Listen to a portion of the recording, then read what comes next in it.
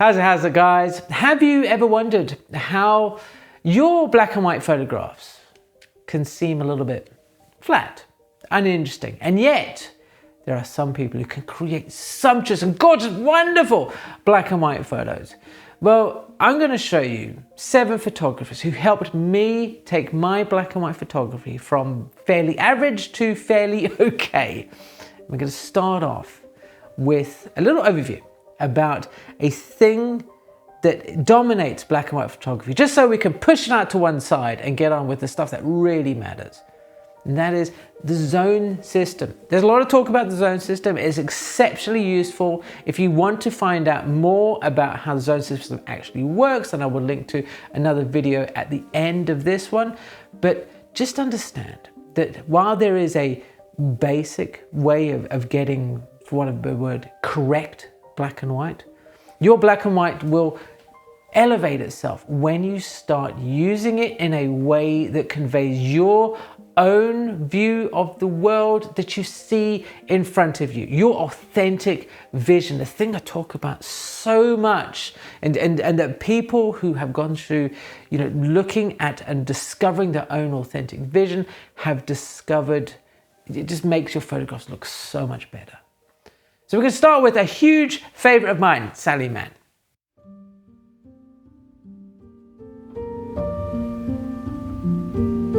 I think the first time that I saw a picture of Sally Mann's, it must have been Candy Cigarette, which is a picture of one of her daughters with a candy cigarette.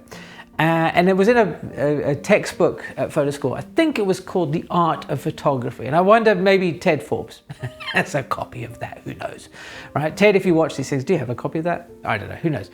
But there was this image, and there was something about the way this young girl was separated out from this very dark background, because of course it was black and white. So her face was luminous, and there was no color in the image.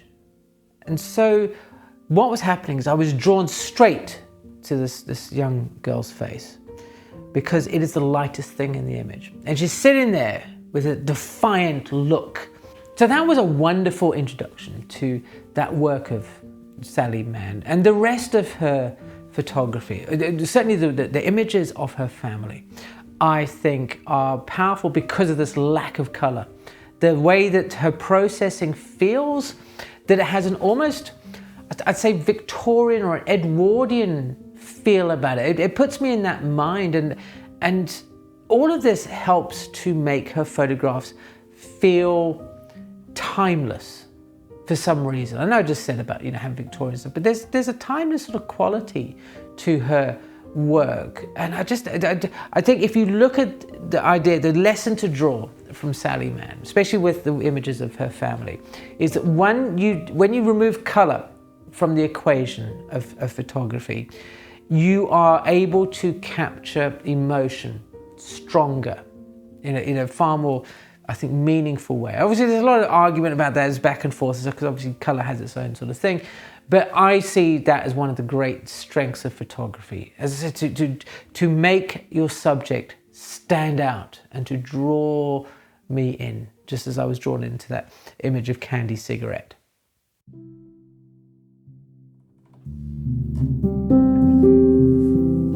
Now, I'm going to raise my hand here and say I hadn't heard of Michael Kenner up until fairly recently, and that is I'm annoyed about that, right? Because his work is beautiful. I love it. He's a landscape photographer who uses a variety of cameras and Holgers and all sorts of stuff like that, and techniques, lots of long exposures, and I really like the way that he kind of leans into more of a minimalist aspect in photography. That a lot of things when you are dealing with black and white, because we go back to that zone system of how that's supposed to be. You want tonal, you want tones in all the ranges and all that kind of stuff. That I look at his work, and he's not afraid to use solid blacks, very white, things of that nature. That it's an indication that you don't always have to have this full spectrum of tones in there. That you can dance around the edges, that you can play with contrasty images, or making images that feel contrasty but they're not, which is also one of the weirdest pieces of critique that I've ever been given on my own work. You know, one of my lecturers at photo school went, "Hey, you know, your image is contrasty, but it isn't." At the time I was like, I don't get it. Michael Kenner's, especially his snow work, is contrasty, but it's not. I think that is a wonderful way of looking at it. I love his work. I think it's beautiful.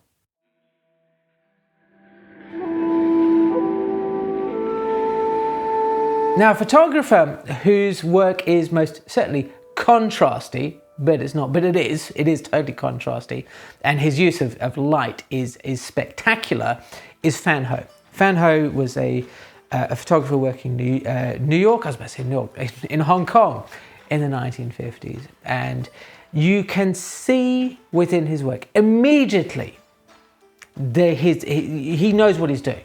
He understands how black and white can draw you to specific places in an image, about how you can separate elements out of a photograph by allowing them to have their own space. There is a very famous photograph, I love this, right? There's a ship in the harbour, and there's so much going on around there, all the junks and things of that nature, that if that were colour, you can imagine how colourful the scene would be. Lots of things going on, and you know, and in that little junk by itself, it would be lost, it would be dominated. That's going back to the idea with Sally Mann, but of course, you know, if you look at the rest of his photography, when you break it down into black and white, it's easier to create distinct shapes in your image. I've talked about shapes in other videos, about how they can act as containers and you know, frame things here. And Van Ho's black and white work, this contrasty thing, the way that the light seems to pick out and frame in by itself the particular parts of an image, I think, you know, is absolutely a poster child for what you can do with a black and white image. If you want to think about, you know, employing this technique within your photography, then you have to start thinking, I think, about visualization. We haven't really talked about visualization because it's one of those, you know, it can be kind of slightly theoretical things, but it's about looking at the scene in front of you and picturing how it could look in black and white.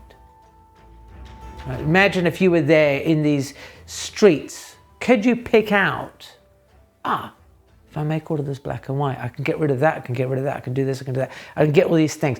This is about, you know, visualizing the idea, learning to see the world in black and white.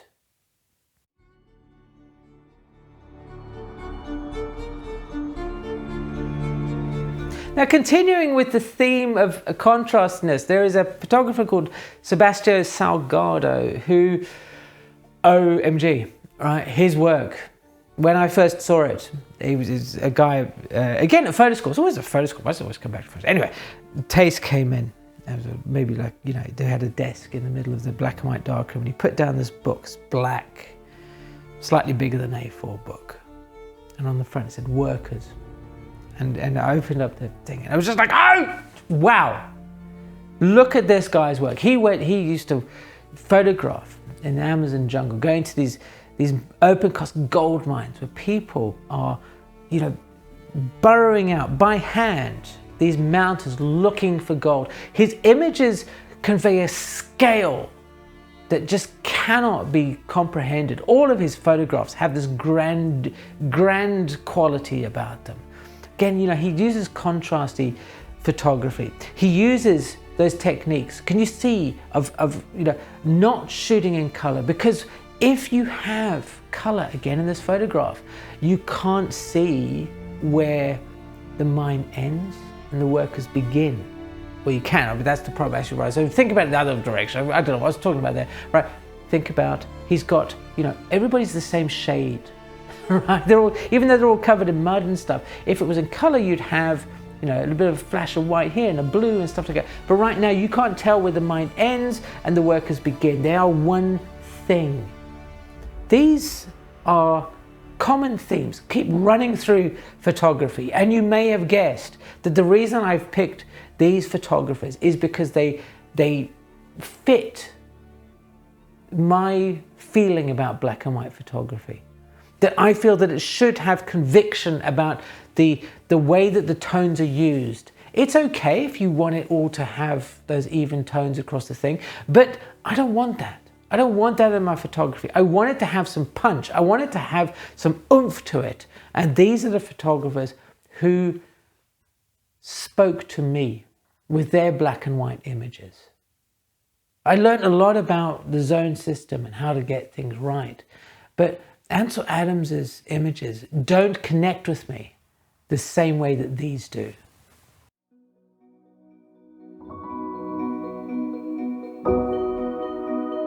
It's a little known fact that prior to me wanting to become a photographer, and in between me wanting to be a fighter pilot when I was like 6 or something, right?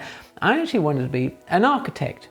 And a photographer who absolutely, you know, he's like a poster child, him and Julius Schulman, for architectural photography in the sort of the 1950s and 60s is Ezra Stoller. And his work is a wonderful example of using isolation, framing in black and white photography. You know, he looks at these buildings and he inherently understands what the architect is trying to convey with the building. And again, you know, you've got this idea that color interferes with things, and this is a great example of black and white photography, like with Van Ho, being able to break things down into very graphic shapes. Whereas Van Ho's work had a bit of a dynamic sort of quality to it because of that light coming through and all those sort of things.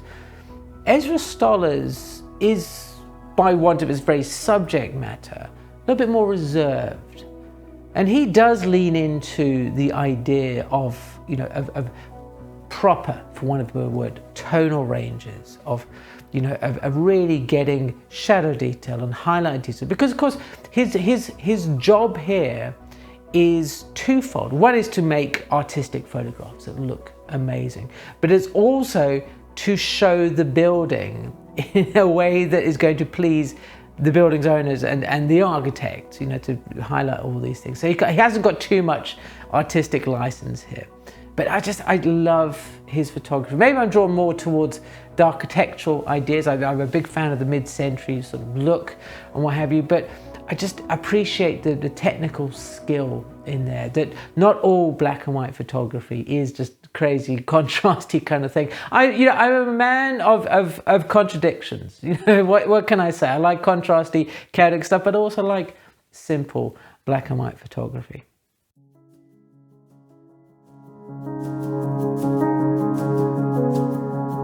A lot of the influence that I got in my early days of photography came from the music scene. You know, I was young, I was into music, I was reading the NME and all that kind of stuff. I was watching music videos, and there was a photographer called Anton Corbin who was not only photographing my musical heroes, the people I was like, oh yeah, this is pretty cool, but he was doing it in a way that I was, oh, I like this. Oh, this work is really good. And his black and white photography is born not from, I think, a stylistic choice, but through necessity.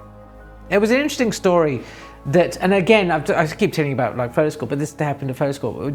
Some friends of mine, they got invited out to somewhere, and there was Anton Corbin. He was touring with Depeche Mode, and they went off to a place called Brits to take some photographs. And he was talking to us. Oh, we said, we love your work, and he invited them back to his hotel a couple of days later.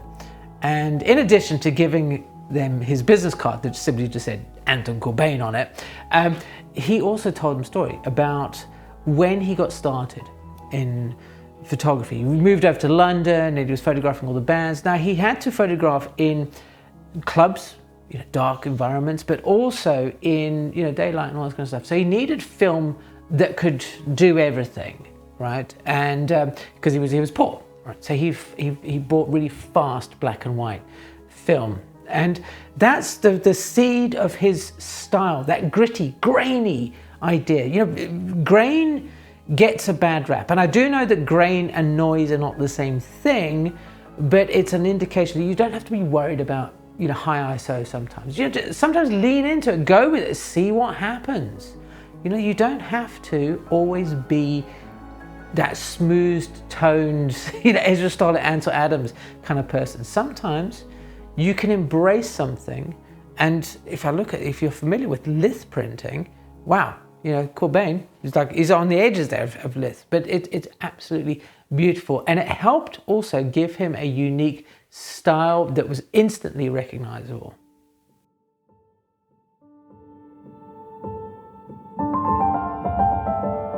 Imogen Cunningham, I think, gets a bit of she's a bit overlooked in the world of photography, especially from her contemporaries. There are some big names in there, Paul Strand, Edward West, and all this kind of stuff, and she gets sort of overlooked, possibly because she's photographing, flowers and bed sheets and things that aren't necessarily, I don't know, hardcore, for want of a better word. But then again, photographing walls with snow on them is not exactly hardcore. But anyway, I'm sort of digressing, right? So she's leaning into a lot of the concepts that we've talked about here, of using the ability of black and white, or probably, I suppose we should rephrase that, using it or understanding it better, because of course color photography was very much in its infancy, when Imogen was photographing.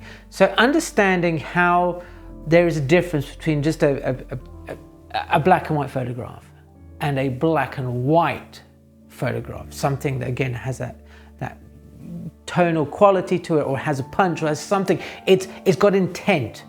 Her work on the plants and and the flowers and the cactuses and things like that, it's bringing in that black and white's ability to draw out shape and form, to give us a feeling and a mood of compressing things together.